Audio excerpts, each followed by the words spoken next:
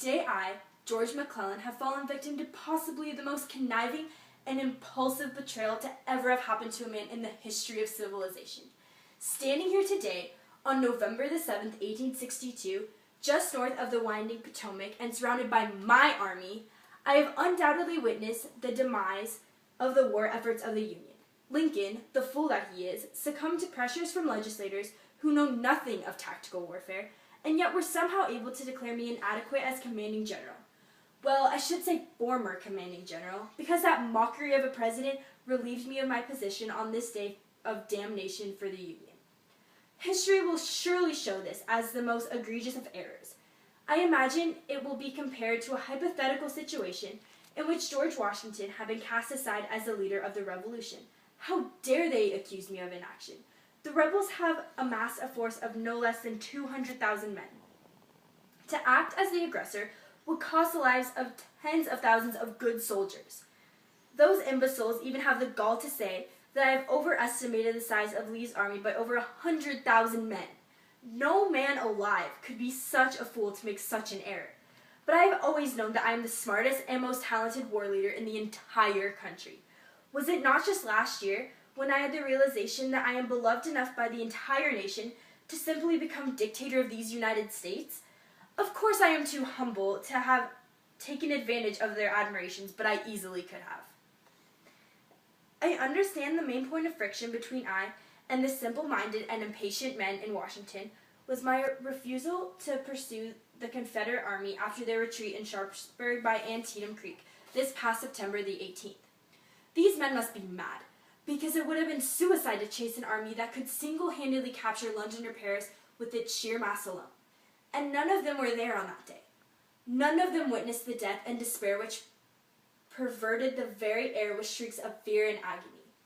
To see so much death in a single event could easily change a man with less fortitude than I possess. I'm sure Lincoln would have lost his wits not half an hour into this battle. Concentration was nearly impossible, with death and tactical warfare forming claustrophobia of the mind that only the most intelligent of men can overcome.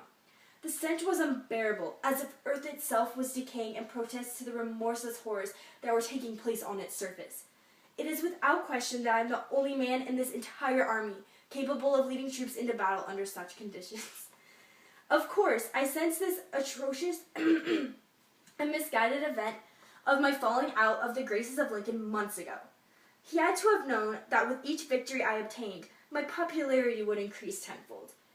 I would have usurped his position in a matter of days after winning the war with intelligent planning as opposed to brutish aggression.